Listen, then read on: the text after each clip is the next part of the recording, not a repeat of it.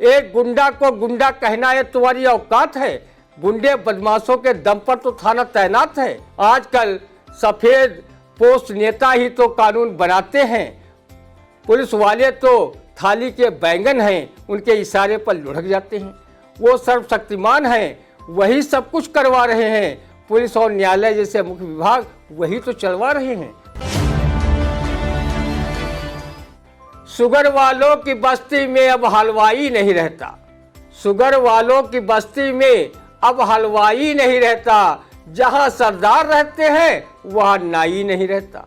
उठाकर आंख देखो, गर फटीचर है तो फिर उसके सगा होते हुए भी पास में भाई नहीं रहता।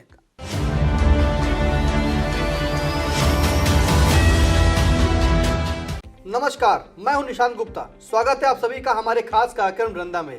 और खबरों पर रंदा चलाकर निखार देने के लिए आईने के स्टूडियो में मौजूद हैं वरिष्ठ पत्रकार, कवि एवं रंगकर्मी ज्ञान प्रकाश सिंह प्रतीक जी। तो आपका बहुत बहुत स्वागत है प्रतीक जी। आज की खबर पर पहले ले चलते हैं आपको, जहां बलिदान दिवस पर शहर कांग्रेस कमेटी के अध्यक्ष संतोष भार्गव के नेतृत्व में देश की प्रथम महिला प्रधानमंत्री इंदिरा गांधी को किया गया याद। क्या कहता है रंदा? भारत की पूर्व प्रधानमंत्री स्वर्गीय इंदिरा गांधी को शहर कांग्रेस ही क्यों, देश के हर व्यक्ति को उनके त्याग और बलिदान को हर समय याद रखना चाहिए। उन्होंने जो ऐतिहासिक कार्य किए हैं उसके लिए कृतज्ञ राष्ट्र उन्हें कभी भूला नहीं सकता। उन्होंने देश की एकता, अखंडता, सद्भाव, समभाव को बनाए रखने के लिए अपने प्राणों तक का उत्सर्ग कर दिया। स्वर्गीय इंदिरा गांधी आयरन लेडी थी। उनके अदम्य साहस से देश दुनिया परिचित थी। उन्होंने पूर्वी पाकिस्तान का अस्तित्व मिटाकर उसे बांग्लादेश बनवा दिया था। अमेरिका जो पाकिस्तान का दोस्त बना हुआ था वो भी कुछ नहीं कर पाया। इस लड़ाई में पाकिस्तान के 93,000 सैनिकों ने अपने अस्त्र शस्त्र छोड़कर आत्मसमर्पण कर दिया था। विश्व में आज तक इतना बड़ा सैन्य आत्मसमर्पण किसी देश की सेना ने नहीं किया है। संसद में विपक्षी सांसद के रूप में अटल बिहारी वाजपेयी ने उन्हें सम्मान स्वरूप दुर्गा कहकर उनकी तारीफ की थी। इंदिरा जी ने अपने प्रधानमंत्रित्व काल में बैंकों का राष्ट्रीयकरण किया था और 20 सूत्री कार्यक्रम चलाकर भारत के चौमुखी विकास की नींव रखी थी। रंदा उनकी शहादत को डॉक्टर श्याम सुंदर मिश्र मधुर जी की इन काव्य पंक्तियों से उन्हें श्रद्धा सुमन कृतज्ञ राष्ट्र की ओर से अर्पित करता है। बिन बादल बरसात हो गई क्या होगा, बिन बादल बरसात हो गई क्या होगा, बिन सूरज ढले शाम हो गई क्या होगा। त्रेता युग में माँ सीता का हरण हुआ था, कलयुग में इस बूढ़ी कौशल्या के महाहरण का क्या होगा। तो ये थी पहली खबर पर। अब ले चलते हैं आपको दूसरी खबर, जहां सीएम योगी आदित्यनाथ ने ग्रेटर नोएडा में भरी हुंकार, कहा मैंने कसम खाई है कि उत्तर प्रदेश से अपराध समाप्त कर दूंगा। इस अपराध समाप्त पर क्या कहता है रंदा, सुनते हैं। तो क्या रंदा भगवान श्री राम वाले कसम से आपकी कसम की तुलना करें? आपने उत्तर प्रदेश से अपराध समाप्त करने की कसम खाई है, तो मर्यादा पुरुषोत्तम श्री राम ने निशाचरों को खत्म करने की कसम हाथ उठाकर खाई थी। इसे गोस्वामी तुलसीदास ने भी लिखा है, मैं विहीन निश्चर करूं भुज उठाए प्रणकीन। जिस दिन उत्तर प्रदेश से अपराध समाप्त हो जाएगा उस दिन रंदा भी चैन की सांस लेगा और आपको दिल खोलकर दुआ देगा कि आप उत्तर प्रदेश के मुख्यमंत्री के बाद देश के पीएम बन जाएं, ताकि आप दोबारा कसम खाकर पूरे भारत को अपराध मुक्त बना दें। लोग कहते हैं कि जिस दिन योगी जी की कसम अनुसार पूरा प्रदेश अपराध मुक्त हो जाएगा उस दिन के बाद से न्यायालयों व थानों में ताले लग जाएंगे। जब अपराध नहीं होंगे तो फिर वकील, मुंशी और पुलिस का क्या काम, वो तो बेरोजगार हो जाएंगे। योगी जी इन्हें भी अपने नेताओं मंत्रियों की तरह देव दर्शन में लगा देना या किसी मठ मंदिर के पुजारी बनवा देना, ताकि वो पूजन अर्चन करते हुए घंटा, घड़ियाल, शंख बजाकर अपनी तथा अपने परिवार की आजीविका चला सके। रंदा के प्रस्तोता ने पुलिस कानून व्यवस्था पर पहले ही अपनी व्यंग्य कविता में कहा है, एक गुंडा को गुंडा कहना ये तुम्हारी औकात है? गुंडे बदमाशों के दम पर तो थाना तैनात है। आजकल सफेद पोस्ट नेता ही तो कानून बनाते हैं, पुलिस वाले तो थाली के बैंगन हैं, उनके इशारे पर लुढ़क जाते हैं। वो सर्वशक्तिमान हैं, वही सब कुछ करवा रहे हैं। पुलिस और न्यायालय जैसे मुख्य विभाग वही तो चलवा रहे हैं। आदरणीय योगी जी, जिस दिन उत्तर प्रदेश अपराध मुक्त हो गया, उस दिन आपके मुंह में घी शक्कर खिलाकर रंदा आपके लिए ईश्वर से दुआ मांगेगा कि मुख्यमंत्री जब भी मिले तब योगी आदित्यनाथ जैसा मिले। वो आपका गुणगान भी खूब करेगा। रंदा आपकी कसम पर क्या पूरी तरह विश्वास कर ले कि आप न सिर्फ विपक्षी पार्टी के संरक्षित अपराधियों पर ही कार्रवाई कराएंगे, बल्कि भाजपा में सत्ता की मलाई चाट रहे माफियाओं अपराधियों पर भी कानूनी कार्रवाई की गाज गिरवाएंगे। सीतापुर जिले के कई गैंगस्टरों व सफ़ेदपोश अपराधी आजकल भाजपा की नैया के खेवनहार बने हुए हैं। ऐसे अपराधियों पर पुलिस अपना शिकंजा नहीं कस पा रही है। हमारे मुख्यमंत्री योगी जी ने 100 बात की एक बात की है। वो कहते हैं, वो दृढ़तापूर्वक करते भी हैं तथा अपने प्रशासन से अमल भी करवाते हैं। रंदा उनकी हर बात को मर्दों वाली बात मानता रहा है। जिस दिन बिना किसी राजनीतिक भेदभाव के अपराधियों की ऐसी तैसी कर जेल का मेहमान बनाया जाएगा, उस दिन रंदा योगी जी का दिल खोलकर ये सो गान करेगा और कहेगा, योगी जी हमारे दम का जहूरा, बाकी नेता सब घास के कूड़ा। जी बिल्कुल सही कहा कि जो उत्तर प्रदेश के मुख्यमंत्री योगी आदित्यनाथ हैं, उन्होंने कसम खाई है कि उत्तर प्रदेश को अपराध मुक्त बना देंगे। तो रंदा की टिप्पणी आपने सुनी। अब ले चलते हैं आपको अगली खबर पर, जहां पीडब्ल्यूडी के कैबिनेट मंत्री जितिन प्रसाद ने लिखी अपने विभाग के प्रमुख सचिव को चिट्ठी। अफसर सड़कों की गड्ढा मुक्त के प्रति गंभीर नहीं है। क्या कहता है रंदा? लगता है कि आपके विभाग के अधिकारी आपको अपने विभाग का कैबिनेट मंत्री समझते ही नहीं और ना ही आपको गंभीरता से लेते हैं। भाई जितिन प्रसाद जी, अगर समझते होते तो आपके एक आदेश पर सड़कों के गड्ढे भर गए होते और आपको प्रमुख सचिव को चिट्ठी पत्री लिखने की जहमत न उठानी पड़ती। अगर वो आपको गंभीरता से लेते होते तो आपके विभाग में आपसे बिना पूछे भारी संख्या में अधिकारियों अभियंताओं के तबादले कर दिए गए न होते और आपको पार्टी हाईकमान दिल्ली तक की दौड़ न लगानी पड़ती। जब जितिन जी आप मंत्री हैं, आपकी बात आपके विभाग के अधिकारी कर्मचारी नहीं सुनते और आप द्वारा बुलाई गई समीक्षा बैठकों में जिम्मेदार अधिकारी नहीं आते। भाई जितिन जी, जब तक आपके अधिकारी रंदा सरीखे लोगों को गड्ढे में गिरते व हाथ पांव तुड़वाते नहीं देख लेंगे, तब तक वो गड्ढे भरवाने में गंभीर नहीं दिखाई देंगे। आप उन्हें समय से काम पूरा करने हेतु फटकार भी लगाते हैं, लेकिन वो आपकी फटकार को इस कहावत की तरह ही अनसुना कर देते हैं कि राजा खाए कथा और रानी खाए मूंगफली। जिस सरकार में अधिकारी व कर्मचारी इतने निरंकुश व अनुशासनहीन और अपने कर्तव्यों के प्रति लापरवाह रहते हों, उस प्रदेश का विकास कैसा होगा आप सहज अंदाजा लगा सकते हैं। वो छुटभइये सत्तासी नेताओं की कौन कहे, अपने विभाग के मंत्रियों तक के आदेशों की हवा निकाल देते हैं। लगता है कि कार्यपालिका विधायिका पर हावी है। ये स्वस्थ लोकतंत्र के शुभ संकेत नहीं। जी बिल्कुल, आपने सुना कि कैबिनेट मंत्री जितिन प्रसाद ने जो है गड्ढा मुक्त सरकार के दावे करने के लिए और गड्ढा भराने के लिए प्रमुख सचिव लोक निर्माण विभाग को पत्र लिखा, फिर भी जो जिम्मेदार अधिकारी हैं वो नहीं सुन रहे हैं। इस पर रंदा की टिप्पणी को आपने सुना।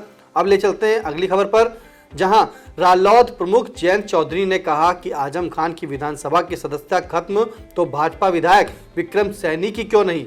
रालोद प्रमुख ने विधानसभा अध्यक्ष को पत्र लिखकर उठाया सवाल। रालोद प्रमुख जयंत चौधरी जी, आपने एक कहावत तो जरूर सुनी होगी कि अपना पुत्र सभी को प्यारा। लोग अपने अंधे पुत्र को नैनसुख कहने में संकोच नहीं करते, पर दूसरे के अंधे पुत्र को सूरदास कहते घूमते रहते हैं। मोहम्मद आजम खान के सितारे गर्दिश में हैं। वो अच्छा भी करेंगे तो भी उनके लिए वो बुरा ही होगा। मोहम्मद आजम खान विपक्षी पार्टी सपा के नेता हैं, तो उन पर कौन रहम। इधर सजा हुई, उधर उनकी विधायकी खत्म। आजम खान पर जोर जोर से चिल्लाकर चूहा मार दवा बेचने वाले व्यक्ति की तरह रंदा को ये कार्रवाई लगती है कि मुसौनु चट्टे खाइन पट्टे मरे परे। विक्रम सैनी विधायक भी आजम खान की तरह सजायाफ्ता हैं, तो क्या वो अपने हैं, सरकार में हैं, उनकी सत्ता इतनी जल्दी कैसे जा सकती है? जब नितिन अग्रवाल सपा से जीते थे और भाजपा के पाले में जाकर विधानसभा उपाध्यक्ष बने थे, तब उनकी सदस्यता दल बदल कानून के तहत भी नहीं गई थी। तो फिर विक्रम सैनी की इतनी जल्दी कहाँ जाने वाली? यहाँ गैरों पे सितम, अपनों पर कर्म करने की भाजपा सरकार की मंशा रही है। तो जयंत जी, आपके चिट्ठी पत्र लिखने से क्या होता है? आप अपने पार्टी के हैंडपंप को चलाते रहिए, शायद आगामी लोकसभा चुनाव में 1-2 सीट पर जीत का परचम फहराने में वो सक्षम हो जाए। तो आपने सुना कि आजम खान के जो हैं सितारे अभी गर्दिश में हैं, इस पर रंदा की टिप्पणी। ले चलते हैं अगली खबर पर, जहां धूमधाम से मनाई गई सरदार वल्लभ भाई पटेल की जयंती। जिले भर में रन फॉर यूनिटी का हुआ आयोजन, अफसरों व कर्मियों ने ली राष्ट्रीय एकता की शपथ। सरदार वल्लभ भाई पटेल की जयंती पर कृतज्ञ राष्ट्र की ओर से इस महामानव को सशत वंदन व अभिनंदन करता है तथा उनके व्यक्तित्व और कृतित्व को याद कर गर्व की रंदा अनुभूत करता है। लौह पुरुष पटेल जी ने देश की आज़ादी में अग्रणी भूमिका निभाई थी तथा आज़ाद भारत के वो गृह मंत्री बने थे। उन्होंने देश की 642 रियासतों का विलय करवाया था। राजा महाराजाओं को अपने ताजो तख्त की जगह प्रजातांत्रिक व्यवस्था को स्वीकार करना पड़ा था। निजाम हैदराबाद पर सैन्य कार्रवाई करवाकर पटेल जी ने उसे भारत का अभिन्न हिस्सा बनाया था। जूनागढ़ को भी शामिल किया था। वो बहुत ही सादगी पसंद नेता थे, पर उनके विचार अकाट्य थे। वो अपने विचारों से डिगने वाले नहीं थे। आज के किसी भी नेता से लौह पुरुष से थोड़ी बहुत तुलना कर देना रंदा लौह पुरुष का अपमान मानता है, क्योंकि जो देश व प्रेम व देश के सुख शांति समृद्धि का सपना उनके जज्बे में था, ऐसा जज्बा किसी नेता में दिखाई नहीं देता। इसलिए वो हमेशा कहता रहता है कि पटेल जैसा नेता फिर से लाना पड़ेगा, देश को विकास पथ पर आगे बढ़ाना पड़ेगा। महात्मा गांधी की हत्या के बाद सरदार वल्लभ भाई पटेल ने आरएसएस पर प्रतिबंध लगा दिया था। आज सबसे ज़्यादा सरदार पटेल के विचारों पर अपना दावा भाजपा तथा आरएसएस के नेता करते घूम रहे हैं। आखिर घूमे क्यों ना, क्योंकि उनकी पटेल बिरादरी के भारी भरकम वोट पूरे देश में है, जो गुजरात बिहार जैसे राज्यों में निर्णायक भूमिका निभाते हैं। जब से प्रधानमंत्री पद पर विपक्ष के लोगों ने बिहार के सीएम नीतीश कुमार का नाम आगे किया है, तब से भाजपाई नेता पटेल पटेल चिल्ला रहे हैं। अगर पटेल समाज का मत नीतीश कुमार के साथ चला गया तो 2024 के लोकसभा चुनाव में भाजपा को काफ़ी नुकसान उठाना पड़ेगा। सीतापुर जिले में भी लौह पुरुष सरदार पटेल की जयंती धूमधाम के साथ मनाई गई। स्कूली छात्र छात्राओं ने रन फॉर यूनिटी में बढ़ चढ़ कर हिस्सा लिया।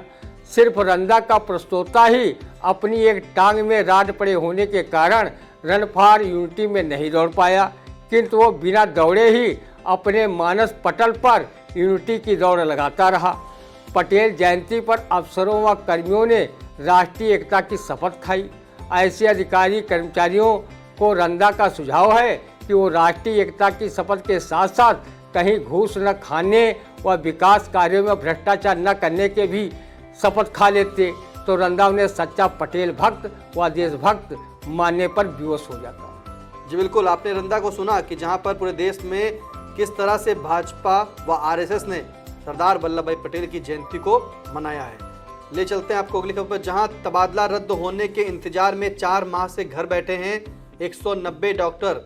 कोई बीमारी तो कोई दाम्पत्य नीति का दे रहा हवाला। अस्पताल में मरीजों का है बुरा हाल, इलाज हुआ प्रभावित। क्या कहता है रंदा, सुनते हैं। ठीक से पता करो कि वो तबादला रद्द होने के इंतजार में 4 माह से घर में बैठे हैं कि वो तबादला रद्द होने का बहाना बनाकर प्राइवेट प्रैक्टिस कर दोनों हाथों से लक्ष्मी बटोर रहे हैं। तनख्वाह तो बिना ड्यूटी ज्वाइन किए ही ऊपर से पा रहे हैं। ऐसे डॉक्टरों की तो 20 उंगली घी में तथा सर कढ़ाई में कहा जाए तो अतिशयोक्ति नहीं होगी। सीतापुर जिला अस्पताल में भी डॉक्टरों व पैरा मेडिकल स्टाफ की काफ़ी कमी है। यहाँ 37 डॉक्टरों के सापेक्ष मात्र 17-18 डॉक्टर ही अपनी सेवाएं दे रहे हैं, जबकि यहाँ 2000 मरीज प्रतिदिन की औसत से अपना इलाज कराने आ रहे हैं। यहाँ करीब 1.5 दशक से कोई हृदय रोग विशेषज्ञ की तैनाती नहीं हुई है। आखिर दिल के रोगी जाए तो जाए कहाँ? यहाँ के सत्ताधारी नेता व विपक्ष के नेता बड़ी बड़ी बातें करते हैं और अपनी छोटी मोटी उपलब्धियों को गिनाने से नहीं चूकते हैं। पर सीतापुर जिला अस्पताल में डॉक्टरों की कमी है, इस पर प्रयास करना तो दूर, सभी नेताओं की बोलती तक बंद है। रंधा ईश्वर से निवेदन करता है कि जब तक अस्पताल में डॉक्टर और दवाओं की उपलब्धता न हासिल कर ले, तब तक कोई गरीब गुरबा बीमार न पड़े। बड़े लोग, नेता, अधिकारी व धनपस्त तो अपना इलाज महंगे प्राइवेट डॉक्टर से भी करा लेंगे, पर गरीब मरीजों के इलाज का एकमात्र सहारा सरकारी अस्पताल ही है। वहाँ की लाल पीली टिकिया गरीब मरीजों के लिए किसी संजीवनी बूटी से कम नहीं है। जी बिल्कुल, जो डॉक्टर सीतापुर जिला अस्पताल में है, जहाँ पर 37 होना चाहिए, वहाँ 17 से 18 डॉक्टर ही इलाज कर रहे हैं। ले चलते हैं अगली खबर पर, जहाँ भर्तियां 33 माह के उच्च स्तर पर, टाटा देगा 45,000 महिलाओं को नौकरी। क्या कहता है इस पर रंधा नौकरी को लेकर? अगर रंधा को भी टाटा 45,000 महिलाओं की नौकरी में शामिल कर लाभ दे सके तो वो भी अपना लिंग परिवर्तन कराकर महिला अवतार में आ जाए और सलवार सूट में लाली लिपस्टिक लगाकर महिलाओं के साथ नौकरी के इंटरव्यू में शामिल हो जाए। रंधा टाटा कंपनी को साधुवाद देता है कि कम से कम उसने महिलाओं की बेरोजगारी कम करने की दिशा में एक सार्थक प्रयास तो किया। हमारे उत्तर प्रदेश में शिक्षित बेरोजगारों का भारी भरकम स्टॉक मौजूद है। टाटा जैसी चाहे जितनी कंपनियां 2-4 लाख नौकरी व रोजगार दें, फिर भी बेरोजगारों का स्टॉक कम होने का नाम नहीं लेगा। जब पीईटी परीक्षा में उत्तर प्रदेश से 37 लाख छात्र छात्राओं ने आवेदन कर परीक्षा दी थी, महिला अग्निवीर में 100 महिलाओं की भर्ती होना है, इसमें 80,000 महिलाओं ने आवेदन किए। आप समझ सकते हैं कि हमारे प्रदेश में किस अनुपात में शिक्षित बेरोजगार हैं। अगर हमारे प्रदेश के शिक्षित बेरोजगार नौकरी न मिलने पर गुस्सा में पाकिस्तान जाकर अपने सर्टिफिकेट जला दें तो पाकिस्तान जलकर स्वाहा हो जाएगा, फिर भी बहुत से सर्टिफिकेट जलने से बच जाएंगे। सरकारें खूब नौकरी व रोजगार देने का झूठा ढोल पीटती हैं। अगर बेरोजगारों को रोजगार व नौकरी मिल रही है तो फिर बेरोजगार एक अनार 100 बीमार की कहावत क्यों सिद्ध करते घूम रहे हैं? बेरोजगारी क्या होती है ये किसी बेरोजगार से पूछो कि वो समाज में बेरोजगारी का दंश कैसे झेलता है। रंधा मशहूर शायर महफूज रहमानी की इस शेर से बेरोजगार व्यक्ति का दर्द बयां करता है। शुगर वालों की बस्ती में अब हलवाई नहीं रहता, शुगर वालों की बस्ती में अब हलवाई नहीं रहता, जहां सरदार रहते हैं वहां नाई नहीं रहता। उठाकर आंख देखो गर फटीचर है तो फिर उसके सगा होते हुए भी पास में भाई नहीं रहता। जी बिल्कुल, सगा होते हुए भी पास में भाई नहीं रहता। तो ये रहा टाटा के द्वारा 45,000 नौकरियां देने के लिए महिलाओं को। आपने सुना रंधा की टिप्पणी। ले चलते हैं आपको अगली खबर पर, जहां भाजपा के प्रदेश अध्यक्ष भूपेंद्र सिंह चौधरी ने कहा कि लगातार हार से हताश और निराश है विपक्ष। क्या कहता है रंधा? भाजपा के प्रदेशनाथ भूपेंद्र सिंह चौधरी जी, तो क्या आप चाहते हैं कि चुनाव में लगातार हारने के बाद विपक्ष ढोल मंजीरा ताशे की धुन पर डिस्को डांस या भांगड़ा नृत्य करे? रंधा किसी के मातम पर शहनाई बजने की उम्मीद तो कतई नहीं करता। आपकी पार्टी लगातार चुनाव जीत रही है तो आपके कार्यकर्ता कूल्हा मटका कर व कमर हिलाकर चाहे खूब गरबा डांस करें या कथक नृत्य करें। नाच गाना खुशी के माहौल में ही अच्छा लगता है। चौधरी साहब, प्रजातंत्र में जनता जनार्दन ही सर्वोपरि होती है। वो किस पार्टी को राजा और किस पार्टी को जनाधार विहीन रंक बना दे, कहा नहीं जा सकता। एक समय था जब आपकी पार्टी के 2 सांसद लोकसभा में बैठते थे। समय का बदलाव हुआ, आज आपकी पार्टी का लोकसभा में पूर्ण बहुमत है। रंधा पुरुष को नहीं समय को बलवान मानता है। किसी ने कहा भी है, पुरुष बली नहीं होता है, समय हो तो बलवान। भिल्लन लूटी गोपिका, वही अर्जुन वही बाण। इसलिए अपनी पार्टी की लगातार जीत पर इतराने के बजाय जनहित व अपने संगठन का ख्याल रखिए, कामयाबी मिलती रहेगी। विपक्ष की हार को लेकर उपहास उड़ाना ठीक नहीं, क्योंकि राजनीति की गाड़ी कब नाव पर और कब नाव गाड़ी पर आ जाए कहना मुश्किल है। भूपेंद्र जी, परिवर्तन प्रकृति का शाश्वत नियम है। इसे हमेशा ध्यान में रखकर अपने संगठन को मजबूत बनाए रखो, क्योंकि जब पार्टी की सरकार होती है तो कार्यकर्ताओं को भी सत्ता का चस्का लग ही जाता है और वो संगठन के कामों में ज़्यादा दिलचस्पी नहीं दिखाते। तो आपने सुना कि रंदा ने जो है भाजपा के प्रदेश अध्यक्ष भूपेंद्र नाथ चौधरी को एक नसीहत दे डाली कि अभी ज़्यादा वो खुश ना हो, कभी उनका समय था, आज इनका समय है। खैर, ले चलते हैं आपको अगली खबर पर, जहां बिना किताबों के बच्चे सीख रहे ककरहा। बीआरसी पिसावा पर डंप है किताबें। शिक्षण सत्र के 7 माह बाद भी परिषदीय विद्यालयों में नहीं पहुंची किताबें, कैसे पढ़ेगा रंदा। जब बेसिक शिक्षा विभाग के जिम्मेदार अधिकारी ही रंदा सरीखे प्राथमिक पाठशालाओं के बच्चों को काखा गगा हैना हलजोत पकड़ पैना वाला बनाना चाहते हैं, तो फिर रंदा किसको दोष दे। शिक्षा सत्र 7 माह पहले शुरू हुआ था, वहाँ के बच्चे किसी मंत्र की तरह ककहरा ही रट रहे हैं। उन बेचारों के पास कोई किताब नहीं है, तो फिर वो रटे भी क्या। पढ़ाई से जी चुराने वाले बच्चे भले खुश हों कि चलो किताबें पढ़नी नहीं पड़ रही हैं, और गुरुजी खुश हैं, चलो बच्चों को किताबी ज्ञान देना नहीं पड़ रहा है। छमाही की परीक्षा बिना किताबों के ही हो गई तो सालाना की भी हो जाएगी। 7 माह बाद किताबें छपकर आईं तो अब सड़क से गिरे खजूर में अटके की कहावत की तर्ज पर वो बीआरसी पिसावा में डंप हैं। अब आप समझ गए होंगे कि सरकारी प्राथमिक विद्यालय और उनके जिम्मेदार अफसर देश के कैसे भावी कर्णधार बनाने पर लगे हुए हैं।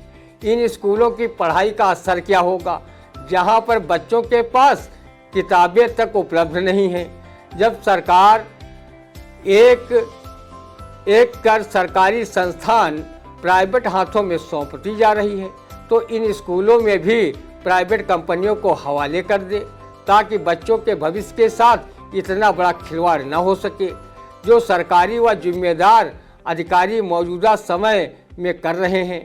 दिल्ली के सरकारी स्कूलों की बेहतर शिक्षा व्यवस्था से उत्तर प्रदेश सरकार व बेसिक शिक्षा विभाग के अधिकारियों को सबक सीखने की आवश्यकता है कि प्राइवेट स्कूलों की अपेक्षा दिल्ली में अभिभावक अपने बच्चों का दाखिला सरकारी स्कूलों में कराना ज़्यादा पसंद कर रहे हैं। बीआरसी पिसावा में किताबें डंप है, छमाही की परीक्षा हो चुकी है, अब सालाना परीक्षा कैसे होगी, रंदा ने कहा आपसे। अब चलते हैं अगली खबर पर, जहां नहीं मिल रहे बीएलओ, कौन दर्ज करे आपत्तियां। 3 बूथों पर बीएलओ रहे अनुपस्थित, क्या कहता है रंदा।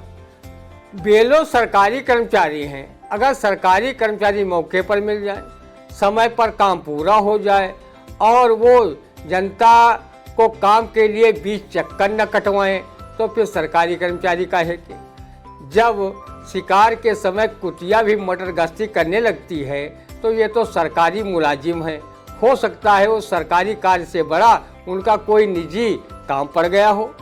वो सरकार रंदा जैसे पुराने कर्मचारी तो हैं नहीं, जो अपना कम सरकारी ज़्यादा, खाना कम तरकारी ज़्यादा की कहावत को तरजीह देते घूमे और खामखा अपना नाम कर्तव्य परायण कर्मचारियों की जमात में गिनाते घूमे। रंदा तो कई बार बूथ तक गया, लेकिन बीएलओ से आपत्तियां दावे दर्ज कराना तो दूर, उनके दर्शन लाभ को भी तरस गया। बीएलओ बिल्कुल गुल्लर के फूल की तरह खोजे नहीं मिल रहे हैं। रंदा क्या उनकी खोज उसी तरह करे जैसे मर्यादा पुरुषोत्तम राम ने माँ सीता के हरण के बाद अपनी शुद्ध बुद्ध खोकर पशु पक्षियों से पूछते घूमते थे, हे खग मृग, हे मधुकर श्रेणी, तुम देखी सीता मृग नहीं। तुम देखी सीता मृग नैनी, ये कहा रंदा ने बीएलओ पर, क्योंकि बीएलओ जो हैं मिल नहीं रहे ढूंढे, कैसे दर्ज कराएं आपत्तियां, आपने सुना कि रंदा ने क्या कहा। तो कैसा लगा रंदा, कमेंट करिएगा, लाइक करिएगा और शेयर करिएगा। और हाँ, सब्सक्राइब करना ना भूलें हमारे आई इंडिया चैनल को। तो आज के लिए रंदा ठीक इतने ही समय पर, और अगले रविवार को फिर मिलते हैं सुबह 8:30 बजे। अब दीजिए इजाजत, नमस्कार।